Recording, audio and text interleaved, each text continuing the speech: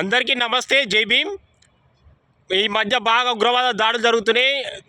రీసెంట్గా ఒకటి జరిగింది. ఉగ్రవాద దాడిని తీవ్రంగా ఖండిస్తున్నా, మృతులకు ప్రగాఢ సంతాపం తెలియజేసుకుంటున్నా. అదేవిధంగా ఈ ఘటనకు సంబంధించి బాధ్యత వహిస్తూ అమిత్ షా రాజీనామా చేయాలని కోరుకుంటున్నా.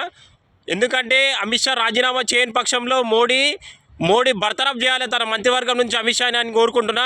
ఎందుకంటే మన హిందువుల తరఫున మోడీ ఉండడాన్ని అందరం అనుకుంటాం కాబట్టి, మెజార్టీ ఇచ్చి 2 సార్లు 3 సార్లు గెలిపించినాం కాబట్టి ఖచ్చితంగా మనకు నమ్మకమని గెలిపించారు కాబట్టి ఖచ్చితంగా అమిత్ షా రాజీనామా చేయని పక్షంలో మోడీ బర్తరఫ్ చేయాలి తన మంత్రి పదవి నుంచి ఖచ్చితంగా. ఎందుకంటే ఉగ్రవాదులకు మన దేశము అంటే భయం లేకుండా పోతుంది కాబట్టి మోడీ కూడా కొన్ని కఠినమైన నిర్ణయాలు తీసుకోవాలి ఉగ్రవాదుల మీద.